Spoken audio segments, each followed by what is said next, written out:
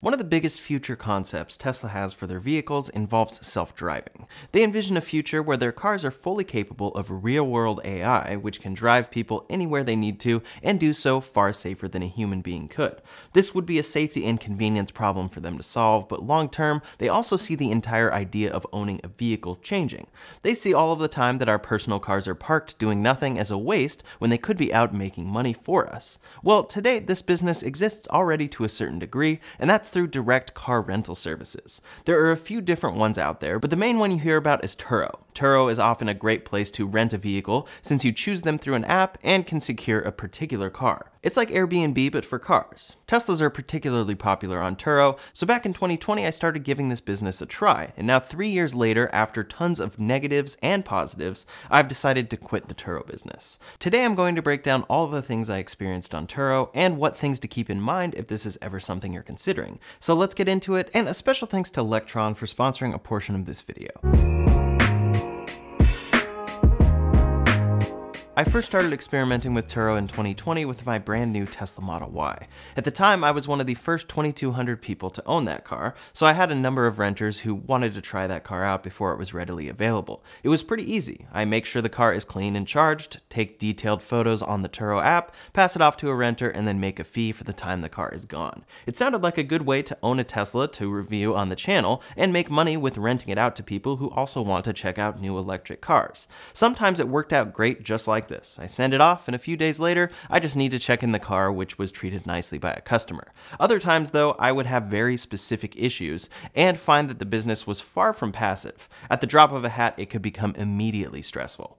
The first few things I had came with the red 2020 Model Y. In total, I had about 26 renters for that car, and at certain times it was doing pretty well. But I was also balancing using this as my car and then putting it on Turo. I also had my first Turo accident with this car. A renter was rear-ended in Bakersfield, no fault of their own, but that definitely wasn't a fun call to get around 8 p.m. when the car was due back in an hour. They brought it back late, fully rear-ended after dealing with the accident, and then I picked that up from there the next day, figuring out how this works with insurance. Ultimately, I went through the insurance of the at-fault driver, and everything was fixed with no cost to me, even though the repair was about $11,000. Also, I was without a car for 3 weeks. I drove a rental Audi for 3 weeks, and with a lot of back and forth from insurance, I managed to also get diminished value and loss of income, since this car should have been renting out on Turo for 3 weeks.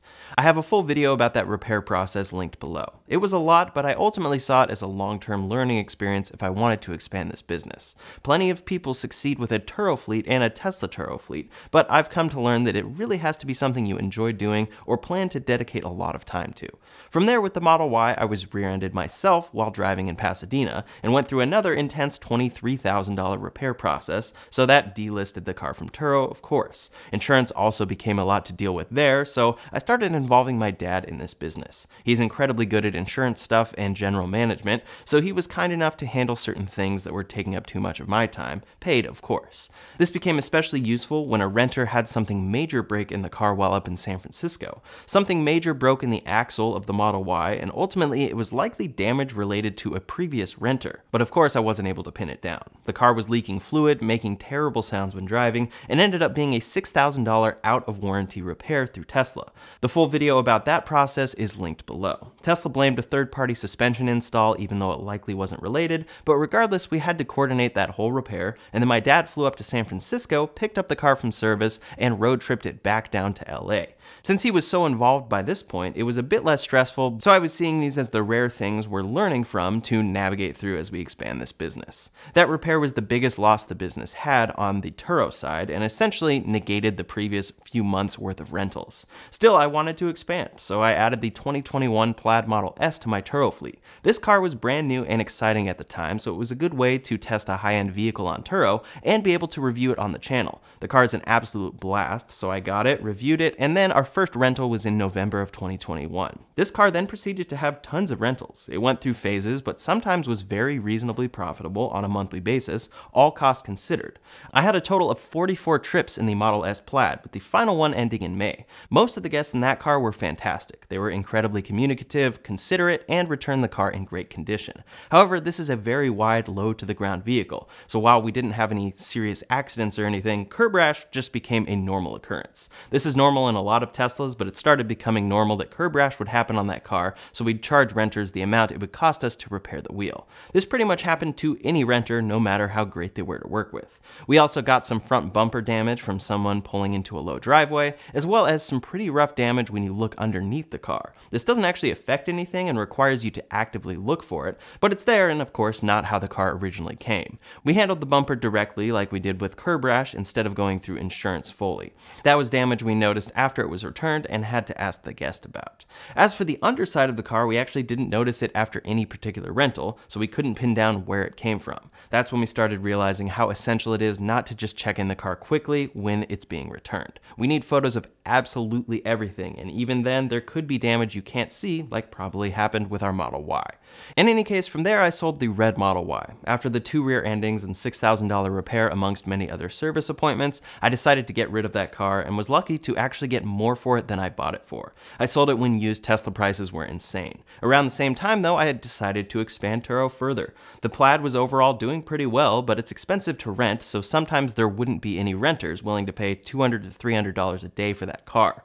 When it rented, it was great, but the other way to ensure the car is doing well and have it out of your hands and out of your driveway is to make sure it's getting as many trips as possible. I decided to try the cheapest Tesla I could buy, which at the time was a 2018 mid-range Model 3. I bought it when used prices were high, so I overall do regret this decision considering Tesla's massive price drops this year, but it was my personal car for a few months until we listed it full-time on Turo.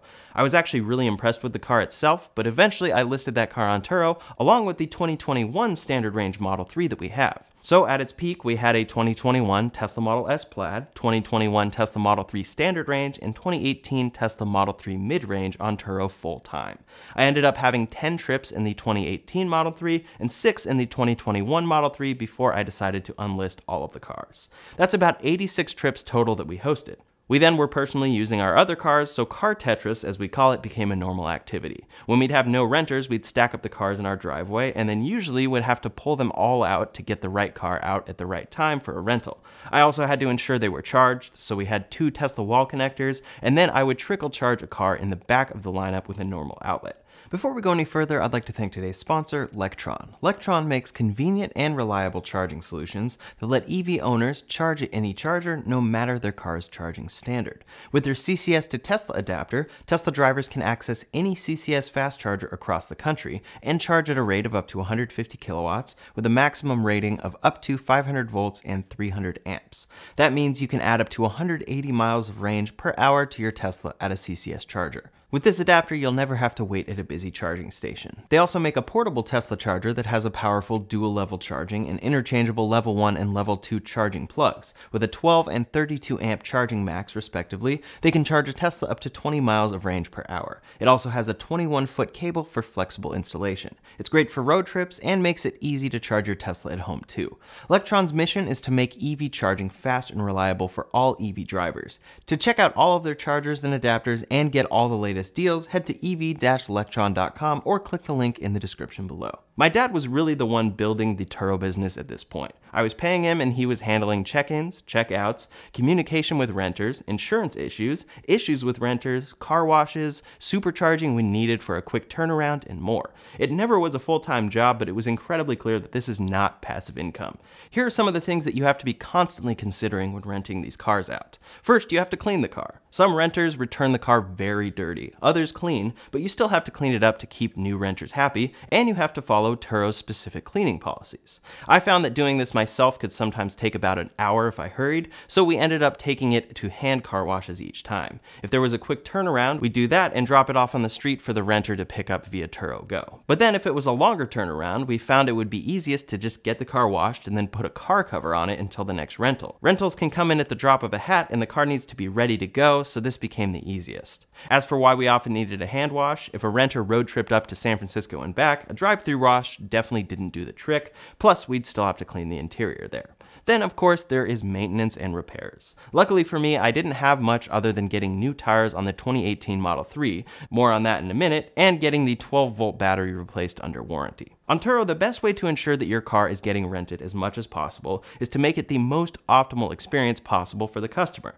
That comes in many forms, but one of them is by having the car ready as quickly as possible. That means that a renter flies into an area, realizes that they forgot to book a rental car, so they look at cars that are available within an hour or two, and they find your car. You'll get the most rentals by having this setting on, but it means that again, at the drop of a hat, you need to have this car ready to check in. For us, we use Turo Go, but that still means doing the final check-in, taking photos, cleaning anything that needs cleaning, and everything to be ready for the renter who just booked. Then they arrive at the car and unlock it themselves and do the check-in process through the app. Also, this is why we always kept the cars charged. It's best for the cars overall, but then it's best for doing quick turnarounds. A last-minute rental doesn't quite work with charging an electric car unless you have a supercharger right around the corner. We don't. Turo also rates how quickly you respond to guest messages, and then guests rate you after their trip, so it's really important to do a great job and communicate well with guests, no matter when it is. We'd block out certain periods of time from rentals, like overnight and when out of town, but each time you do this, you're potentially losing a rental. You also face cancellations so often that it really starts getting frustrated. Here's the 2018 Model 3 in November. We had 6 rentals scheduled that we were planning for, and 4 of them canceled. They're allowed to do this up to 24 hours prior to the trip, which is very nice on the customer side, but it's frustrating if you made plans to check in that car or get it washed. Also, if you were looking at a month of booked rentals and then 2/3 of them cancel, that changes a lot for the business. Of course, all of this is the cost of doing business, but it's important stuff to truly consider if you're wanting to do this. In any case, one way we tried to build up our rentals was by offering unlimited miles and unlimited free supercharging. I have referral miles in my account that are expiring in May, so I figured I may as well use these and offer them as an incentive for renters to rent from us. This seemed to work to get rentals, but then came the obvious downsides here. Renters absolutely utilized those unlimited miles. Trips to Northern California were the norm in the Plaid, along with trips to Las Vegas, Arizona, and more. Then a 4,000-mile trip plus in a Model 3. Yes, a trip from Los Angeles, 2,000 miles east, up a little bit, and then back in a 2018 Tesla Model 3. There technically is no rule against this, so the only thing we could have done to prevent this would have been to cancel their rental. However, we were a 5-star all-star host by this time, and a cancellation by us would have affected that score, so we didn't cancel it. This ended up being our worst renter yet, and one of the final ones that led to me calling it quits. That brings me to the horror stories. For many people, these will be stories that make you question why anyone would ever try this business. For others, they'll sound like normal things when dealing with people. For me, they added up to make me realize that this business isn't for me. As I mentioned, we had the rear ending of the Model Y and the repair via Tesla service in San Francisco. For that customer, we also covered their flight home since the car broke on them. Those renters were great to deal with though. They just had unfortunate circumstances. Some renters though were a different story. I had a renter book the Model S pretty far in advance. They kept giving me their flight schedule as it changed, and I found this to be a bit odd, but also didn't think too much about it since I specifically didn't offer airport pickups or anything like that. That's an additional option you can add for an extra fee from certain renters. Per usual, it should have been hands-off once I checked in the car, so I checked it in, and then my wife and I headed down to San Diego to get away for a couple of days. The car was set to be returned after we got back. However, I had an inkling and reminded the renter that they would be picking up the car at my location, to which they adamantly responded that they were picking the car up at the Ontario airport where I was dropping it off for them. I told them this wasn't the case, and after a lot of back and forth with them being incredibly frustrated, they shortened their trip and never picked up the car. I was dealing with all of this while we were in San Diego trying to take some time away. This is a big reason why I finally got my dad involved. The worst part was that this customer left a scathing 1-star review based on their misunderstanding of what they paid for. Luckily, we were actually able to get this review removed by Turo because we showed them our correspondence, which clearly never says we were going to pick them up at the airport, so their review was just false. For the Model 3, one renter was driving back and called us saying that their personal car had been broken into. They said they parked their car on the street where they picked up the Model 3, and then when gone, their car was broken into, stolen, and found on fire about an hour away. For this, it turned into an arson investigation, and we still don't know the final result, and I can't even talk about it that much in detail. Super weird scenario there, but luckily our car was fine, still not sure that their car was ever really stolen. Then we would have certain weird questions, like one renter who booked their trip told me they were a fan of my channel, asked for a discount because of that, and then canceled when we didn't offer them a discount. Another was an hour into their trip and asked, "How do I open the sunroof?" This was concerning since there is clearly no sunroof on the Plaid Model S. The last two experiences were the big ones. I mentioned earlier that we had a renter take the Model 3 2,000 miles away to the southeast. Their trip was long, and 8 days into their trip, while still at their original destination, they told us that the car had low tire pressure warnings. We double-checked our check-in photos with the tires clearly inflated as they should be, but figured these tires were going to be replaced soon anyway, so we'd cover it. We instructed them how to take care of it, offered to cover Tesla roadside assistance, offered to pay for the tire if they got to a Tesla service center, etc. Their response was essentially, "It was this way when I picked up the car, this isn't my fault." Well, they're 2,000 miles away, so clearly it needs to be taken care of in order for them to drive back safely. That's besides the fact that their tire was fully inflated upon pickup, and our photos prove it. They were insistent that this just wasn't their fault, and they didn't really want to do anything about it. That's when we started checking in on the Tesla app, seeing them driving all around, heading another 700 miles north, and all of that with the tire displaying dangerously low pressure. We contacted Turo to help out and essentially got it fixed by refusing to extend their trip, which they had to do to make it back in time, unless they got the tire fixed. They got it fixed to Turo standards and then returned the car dirtier than I've ever seen a vehicle. It was truly incredible how dirty this car was, and I just laughed when I saw it and was happy it managed to be in one piece. It took 2 car washes, an ozone generator running for a couple of hours, and work from myself before it was back to normal and smelling normal. Then we noticed that the bumper had new damage. They had clearly rear-ended something and of course claimed that the damage was there when they picked up the car, just like the low tire pressure. Luckily that was all on the Turo side of things, so that repair is actually happening right now. Since this was the renter's fault, it was handled through Turo insurance and has actually been a very easy process. Happy to report that. The last rental we had was a renter in the Plaid Model S. We don't check in often on the Tesla app, but we saw that they were driving very fast. This was the Plaid Model S after all, so I know that people are going to be doing launches and more in that car. But then we saw this. They were driving on a normal highway 145 miles per hour. According to Turo, quote, "You can consider speeds of 20 plus miles per hour, US or UK, or 20 plus kilometers per hour, Canada, over the speed limit as excessive." They were doing this 3 or 4 times over. Turo also adds guests who book a vehicle through Turo can face consequences for engaging in prohibited uses, including excessive speeding. They tell you to contact the guest, ask them not to, and then provide evidence if they keep speeding. We did this and ended up having to turn speed limit mode on. I was very hesitant to do this because they rented a Plaid Model S, and unfortunately this also puts the car into chill mode, but it was necessary. 145 is racetrack speeds and clearly against Turo guidelines. Also, if it were on a track, racing is specifically prohibited as well. After this, we had one more Plaid rental scheduled who canceled, so I just decided we had a good run. On top of this, the cars just weren't profitable anymore. The Plaid had lost steam, and neither Model 3 ever was truly profitable when all costs were considered. The amount of additional rentals we would have needed sounded like a lot of work, and it's just not something I'm interested in pursuing further. I know what steps to take to help it grow and work, but I just don't want to do it.